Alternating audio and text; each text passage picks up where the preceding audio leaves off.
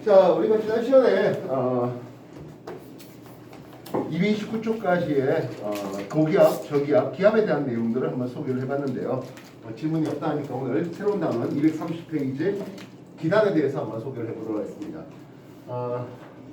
미리 말하지만 요게 하면 이제 기권의 얘기가 끝나요. 기권의 얘기가 끝나면 뭐 한다고요? 다음 주에 테스트가 있습니다. 되겠습니까? 그리고 그 다음에는 이제 시작페이지가 하관이 들어가는데 거기는 이제 천체, 천문학이 들어가게 됩니다.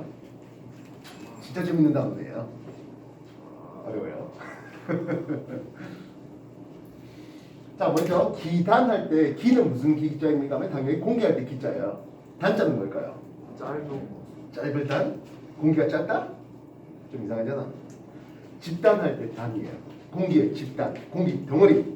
그래서 공기가 한 곳에 즉 넓은 지역에 머무르다 보니까 기온이라든지 습도와 같은 그런 공기의 성질이 비슷해진 그런 공기 덩어리, 공기 집단, 이것을 기단이라는 이름을 쓸 수 있겠습니다. 그래서 건조하냐, 습하냐, 따뜻하냐 또는 차가우냐 이런 걸로 이제 구분해 볼 수 있겠다는 거죠. 야, 우리나라는요 시험 내기 진짜 좋은 나라예요. 사우디아라비아 이쪽 가도 덥고 저쪽 가도 덥고 동쪽 가도 덥고 서쪽 가도 덥고 서쪽 가도 건조한 사막이고 동쪽 가도 건조한 사막이고 이런 나라 아니잖아요.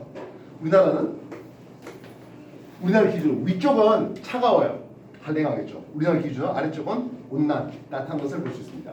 우리나라 기준으로 서쪽은 대륙의 건조하고요. 동쪽은 해양의 습합니다. 그래서 네 가지 기단이 네 가지 성질이 다 다르게 나오네요. 이쪽에 있는 놈 하겠습니다. 시베리아 기단입니다. 이 시베리아 기단은 한랭하고 건조합니다. 당연히도 어느 계절에 힘을 쓰겠습니까? 겨울. 예, 그렇죠. 겨울철에 우리나라의 한파, 폭설을 나게 하는 게 요 시베리아 기단의 특성이라 할 수 있겠습니다.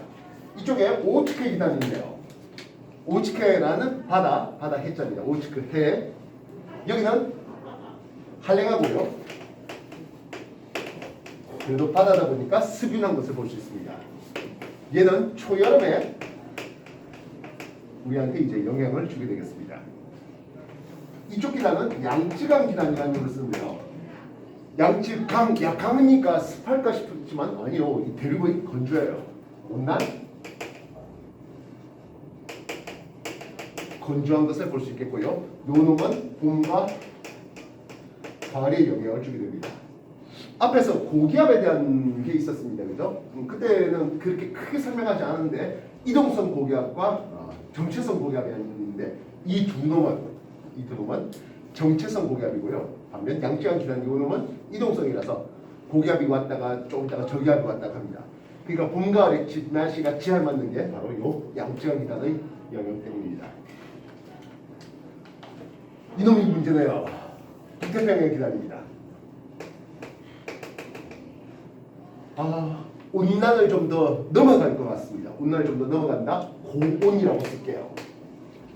습윤 이걸 좀 더 넘어가겠습니다. 습기가 너무 많습니다. 가습 뻔하게 우리나라의 여름, 특히 한여름에 맹위를 떨치는데요. 여름에 쪄 죽겠다 하는 게 바로 요 기단의 특성이 될 수 있겠습니다. 그 외에 적도 기단이라는 게 하나 더 있긴 합니다만은 태풍을 만드는 기단이 하나 더 있기는 합니다만은 별로 큰 관심은 없는 바가 되겠습니다. 이해했습니까? 아까 겨울철에 이 시베리아 기단이 이렇게 내려올 때 말입니다. 시베리아 기단 고기압입니다. 고기압이 이렇게 남하면 어떤 일이 벌어집니까? 하네요. 발원지가 한랭 건조한 곳에서 공기 덩어리가 이쪽으로 오게 됩니다. 이해했습니까? 그래서 상대적으로 조위도라는 뜻은 따뜻한 곳이죠. 그리고 중간에 바다를 지나오게 되겠네요. 그럼 어떤 일이 벌어집니까 하면 기단 하부가 열과 수증기를 공급받게 됩니다. 열과 수증기가 공급받죠. 그럼 기단 하부가 가열돼요. 가열된 공기는 가벼워지겠죠. 위아래 섞여버립니다. 위아래 섞입니다. 혼합 운동이 일어납니다. 위아래 섞이고 혼합 운동이 일어나는 것을 기층이 불안정해진다는 이름을 써요. 이해했어요? 기층의 혼합이라는 것은 기층의 불안정을 가져옵니다. 안정한 것은 혼합이 잘 안 되는 게 안정한 거예요. 잘 섞여버려요. 기층이 불안정해져요. 그래서 강한 상승 기류를 가져오겠네요. 상승 기류가 강할 때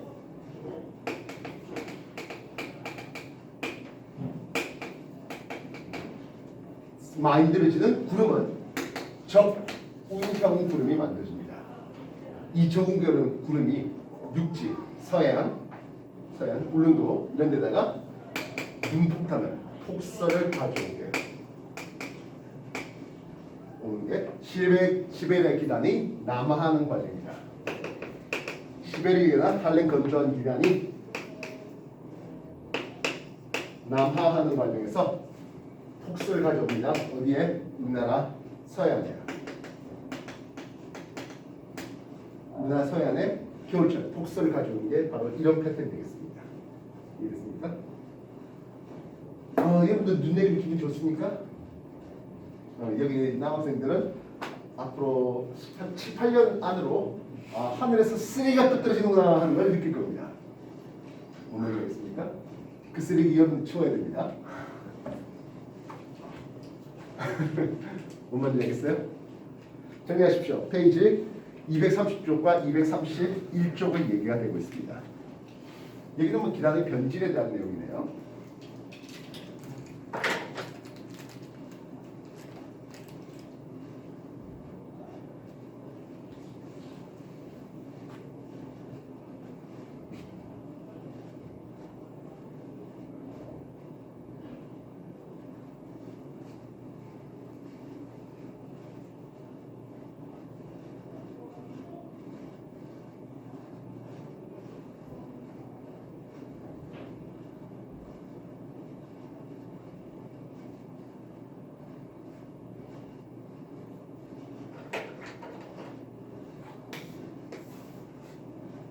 X축이 이제 기단의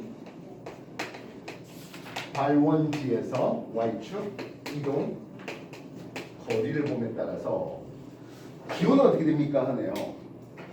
기온은 발원지에서부터 남하하는 과정에서 기온은 상승합니다. 여러분들 이슬점을 앞에서 배워본 적이 있습니다. 이슬점. 이슬점은 절대 습도 그리고 현재 수중량에 직접 비례하는 것을 볼 수 있습니다. 이해했습니까? 그래서 이슬점의 그림은 이런 그림이 나와요. 이슬점이라는 것은 뭐라고요? 현재 수증기량에 비례되는 것을 볼 수 있습니다. 이슬점은 기온이 같다. 무슨 일이 벌어졌다? 구름이 만들어졌다는 거라고요. 이해됐어요? 이슬점과 기온이 같아졌다. 구름이 만들어진다라는 겁니다. 서해안에 눈폭탄 떨어지고 있는 와중입니다. 이해됐어요? 정리 다시 해보십시오. 이슬점이 큰 변화 없다가 서해안에 들어오는 과정에서 수증기가 들어오는 수증기를 먹는 과정이 되겠습니다. 겨울철 서해 바다가 따뜻한 바다라니까 좀 이상하죠? 그렇습니까? 여러분들 지난 시간에 공부해 볼 때 해수에 대해서 공부할 때 동일 위도에 동해하고 서해하고 동해 누가 더 찬 바닷물이었습니까? 서해가 더 찬 바닷물이었습니다. 물론 여름에는 더 따뜻한 바닷물이었고요. 서해가 왜 서해가 그런데 겨울철에 더 따뜻한 바다입니까? 하면 이 한랭 건조한 시베리아 기단의 기온은요 영하 40도 정도 됩니다. 근데 서해 바다 0도씨거든요. 그럼 따뜻해요. 무슨 뜻인지 알겠습니까? 마이너스 40도씨에 비해서 0도씨 서해 바닷물은 따뜻합니다. 그래서 상대적으로 따뜻한 바다에서 열과 수증기가 공급되는 과정에서 저군형 구름이 만들어지는 것, 기층이 불안정해지는 것 기억해 주시기 바랍니다. 시험 엄청 잘 나옵니다. 알겠습니까? 페이지 230쪽, 231쪽 정리 다시 한번 해보세요.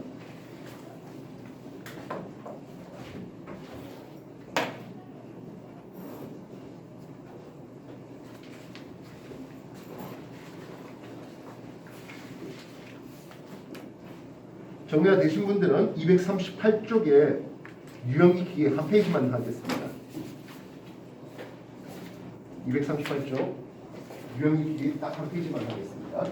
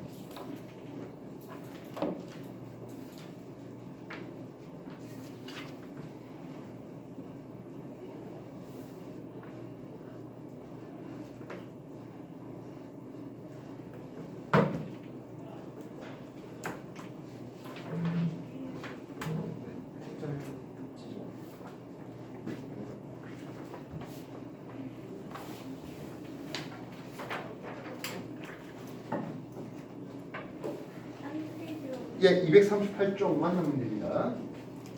저는 안 맞췄어요.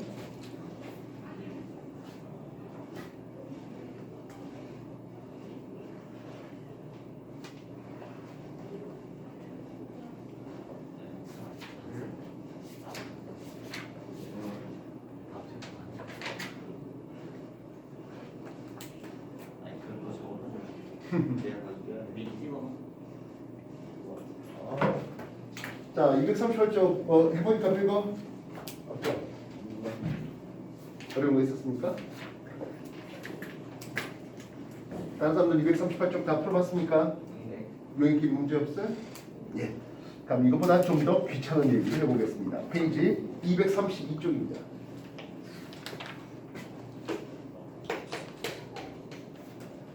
기단 공기 덩어리를 했지 않습니까?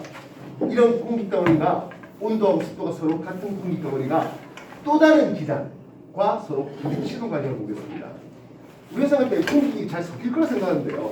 실제로 공기가 서로 잘 안 섞여요. 온도하고 습도가 서로 다른 공기가 잘 안 섞여서 그래서 뭉치지 않고 서로 겹쳐져 있는 그런 관계를 우리는 전선이라는 걸 씁니다.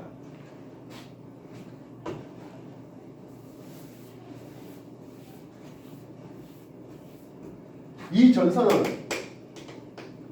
한랭 전선과 온난 전선이 이제 가장 먼저 구분을 좀 해줘야 될 것 같네요. 한랭 전선, 찬 공기가 따뜻한 공기를 파고 들어오는 과정에서 만들어지게 됩니다. 찬 공기가 따뜻한 공기를 파고 들어오는 과정에서 따뜻한 공기를 밀어 올리는 과정입니다. 이해됐습니까? 다시 한 번 더. 찬 공기가 따뜻한 공기를 파고들면서 밀어 올립니다. 그래서 한랭전선 보통 이런 표시를 하는데요. 한랭전선 이동 방향이 이렇다는 뜻입니다. 이해됐습니까? 한랭전선이 이동하는 방향을 얘기하고 있습니다. 그러면 온난전선은 어떻습니까? 한데요. 온난전선 반대로 따뜻한 공기가 찬 공기를 타고 오르는 과정에서 만들어지게 되겠습니다. 따뜻한 공기가 밀도가 작다 보니까 타고 오르는 과정이에요. 온난전선 보통 이렇게 표시하고 있습니다. 역시 따뜻한 공기의 진행 방향을 제시하는 바입니다. 이해되겠습니까? 그래서 관측자가 어디 있습니까 하면 온난전선 앞에 있는 관측자입니다. 이 관측자 입장에서는 지금 당장의 찬 공기죠. 이해됐습니까? 그래서 온난전선은 통과 후에 기온이 올라갑니다. 왜? 따뜻한 공기가 쓱 들어오니까요. 이해되셨습니까? 그렇다면 한랭전선의 관측자는 여기에 있습니다. 역시 한랭전선의 관측자는 한랭전선의 통과 후에 기온, 자기는 지금 따뜻한 공기에 있었거든. 한랭전선 쓱 지나가면 어떻게 된다고요? 기온이 떨어지겠죠. 이해되시겠습니까? 그래서 온난전선이 통과한다는 것은 따뜻한 공기가 나를 덮친다는 뜻이에요. 반대로 한랭전선이 통과한다는 것은 지금 나는 지금 따뜻한 공기 속에 있는데 좀 이따 찬 공기가 나를 덮친다는 뜻입니다. 이해됐습니까? 그래서 온난전선이 통과 후에 한랭전선이 통과 후에 기온의 얘기를 소개해봤습니다. 이해됐습니까? 그렇다면 구름을 한번 생각해 보자고요. 구름. 따뜻한 공기가 이게 타고 오는데 상승기로 그렇게 강하지 못해요. 아까 상승기로가 강할 때는 저구름 구름이 만들어진다 했잖아요. 상승기로가 약해요. 그러면 높게 솟구치지 못하고 상대적으로 옆으로 많이 퍼진 구름이 만들어지네요. 이해되셨습니까? 그래서 이 구름은 층운형 구름입니다. 이런 층운형 구름은 비가 내려봐야 약하게 내려요. 이해됐어요? 그래서 지속적인 그리고 뭐 가랑비, 뭐 이슬비 이런 이름으로 소개할 수 있겠습니다. 이해됐습니까? 그렇다면 한랭전선은 강하게 따뜻한 공기를 밀어올리잖아요. 이해됐습니까? 그래서 구름이 높게 솟군 적운형 구름이 만들어지겠고요. 이때 내리는 비는 굉장히 강하게 떨어집니다. 소나기가 떨어집니다. 이해됐습니까? 자, 그렇다면 온난전선 앞쪽에 있는 관측자 A는 지금 당장 비 오는 상태입니까? 아니면 맑아 있는 상태입니까? 온난전선 앞쪽에 비가 내리고 있어요. 이해됐어요? 온난전선 앞쪽에 비가 내리고 있어요. 관측자 A는 지금 당장 비 오고 있는 상황입니다. 그럼 통과 후에는 비가 그치죠. 이해됐습니까? 이슬비가 지금 내리고 있던 비가 그칩니다. 이해됐습니까? 그렇다면 한랭전선 앞쪽에 있는 관측자가 B였습니다. 얘 입장에서는 지금 당장에 날씨가 맑았는데 좀 있다가 찬 공기가 들어오면서 적은 구름과 함께 소나기가 내립니다. 이해됐습니까? 그렇다면 통과 후에 아직 비가 안 왔다가 갑자기 소나기가 내리겠네요. 통과 후에 소나기가 내리는 것을 볼 수 있겠습니다. 참고로 여러분들 여름철에 또는 봄에 갑자기 비가 우두둑 쏟아질 때 갑자기 기온도 떨어지는 것을 느껴봤을 겁니다. 무슨 뜻인지 알겠어요? 소나기 때는데 따셔라 이런 것보다는 소나기 내릴 때 상대적으로 추워지는 것을 느낄 텐데요. 바로 이 온대저기압이 지나가는 과정에서 온난전선, 한랭전선 통과되는 과정에서 이런 것을 느끼게 되는 겁니다. 이해됐습니까? 자, 그렇다면 여기에 5번 더 할게요. 여러분들 기온과 기압은 상대값으로 좀 반비례할 수 있습니다. 기온이 올라간다는 뜻은 무엇입니까? 하면 기온이 올라간다. 가벼운 공기가 와요. 가벼운 공기는 기압이 높겠어, 낮겠어? 낮죠. 그래서 통과 후에 기압은 감소하는 경향을 보게 됩니다. 그럼 반대로 찬 공기가 온다는 것은 무거운 공기가 오는 거예요. 기압이 상대적으로 올라갈 수 있겠어요. 통과 후에 기온이 내려갑니다라는 것은 기압은 상대적으로 올라갑니다라고 쓸 수 있겠습니다. 이해되겠습니까? 이해됐어요? 층운형 구름에 의해서 지속적인 가랑비가 이슬비가 내리는 것은 온난전선 앞쪽에 넓은 지역에 비가 내립니다. 그렇다면 소나기가 막 전국에 소나기가 부러질까요? 그렇지 않죠? 여러분 소나기 부러지는데 그럼 소나기가 뭐 12시간씩 소나기 떨어지는 거 봤어요? 아니죠? 한랭전선 뒤쪽에 좁은 지역에 소낙성 강우가 살짝 내리고 바짝 내리고 끝 해버립니다. 이해됐어요? 그래서 소나기성 강우는 좁은 지역에 짧게 내립니다. 그럼 이슬비는 지속적인 비는 넓은 지역에 걸쳐서요. 이해됐습니까? 온난전선 앞쪽에, 한랭전선 뒤쪽에. 페이지 232쪽 봐주십시오.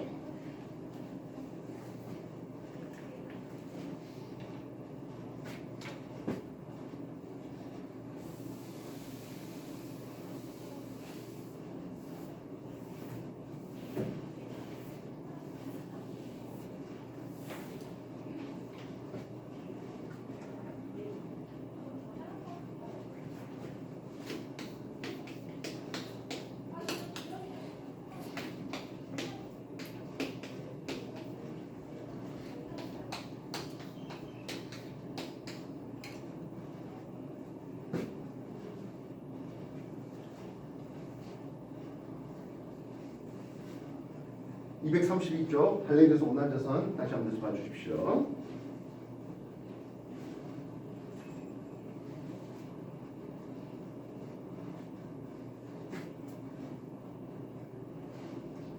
누차 얘기했지만 지구과학은 좀 많이 외워야 돼요. 어쩔 수 없어요. 그리고 요 오늘 하는 한랭전선 온난전선 그리고 온대저기압은 매우 전형적인 패턴을 보이기 때문에 알겠습니까? 전형적인 패턴. 그 패턴만 기억해 주신다면 수능 치는 데까지도 전혀 문제가 없습니다. 여러분 중학교 2학년 정도에서 배우는 내용이나 고등학교 3학년들이 배우는 내용이나 그 차이 없어요.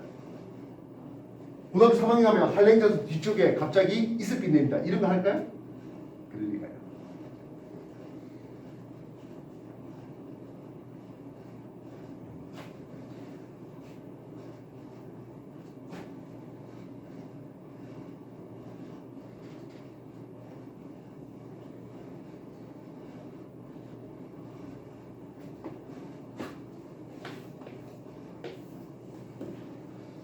자, 여러분들이 지난 시간에 그 대기 대순환할 때 찬 공기가 내려오다가 위로 60도 인내에서 상승하는 극순환을 보았습니다. 그 사이에 껴있던 헤드리 순환과 극순환 사이에 껴있던 페렐 순환이라는 게 있었네요. 이 페렐 순환이 마치 톱니바퀴 돌듯이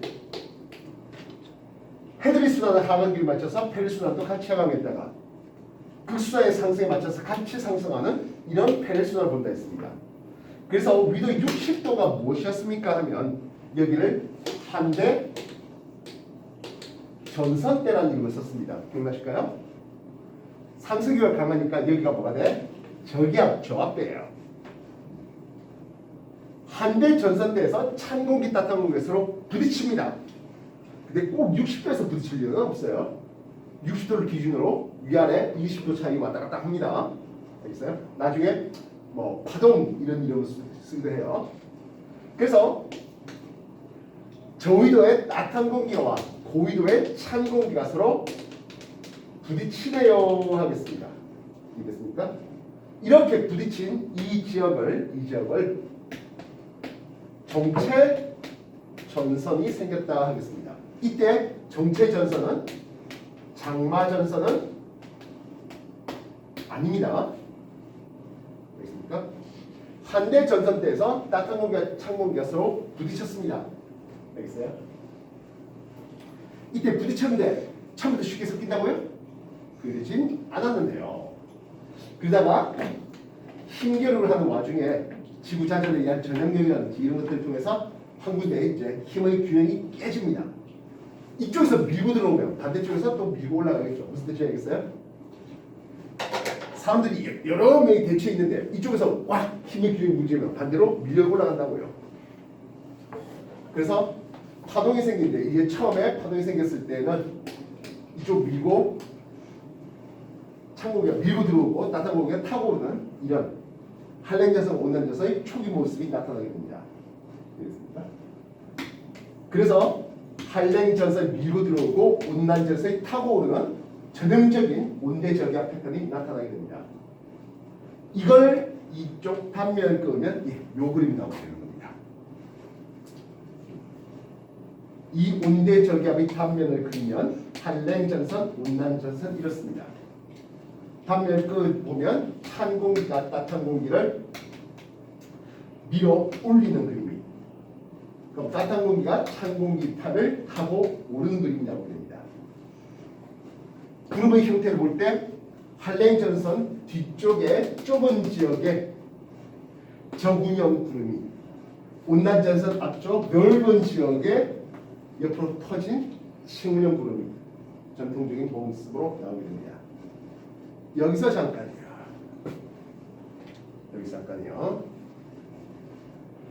과거 여러분한테 고기압은 시계 방향으로 바람이 불어 나갑니다 라고 했었습니다. 기억나실까요? 저기압은요 반시계 방향 바람이 불어 들어옵니다 라고 했는데요. 그 반시계 방향 불어 들어오는 방향이 한랭전선 이쪽에는 이런 바람이 오고요. 한랭 온난 사이에는 이런 바람이 오고요. 온난 앞쪽에서는 이런 바람이 오게 됩니다. 남쪽과 동쪽에서 옵니다. 남동풍이 붑니다. 온난전선 앞쪽에서는요. 온난 한랭 사이에선 남서풍이 붑니다. 한랭 지나자마자 북서풍으로 풍향이 급격히 바뀝니다. 패턴 이해되겠습니까? 글자로 외우지 마시고 방향을 화살표 방향으로 저기압 중심으로 바람이 어떻게 분다고요? 반시계 방향으로 바람이 불어 들어온다 했죠. 반시계 방향으로 바람이 불어 들어오는 반시계 방향으로 바람이 불어 들어오는 반시계 방향으로 바람이 불어 들어오는 이 패턴 기억하십시오. 저기압, 저기압, 저기압. 이해됐습니까? 이해됐습니까?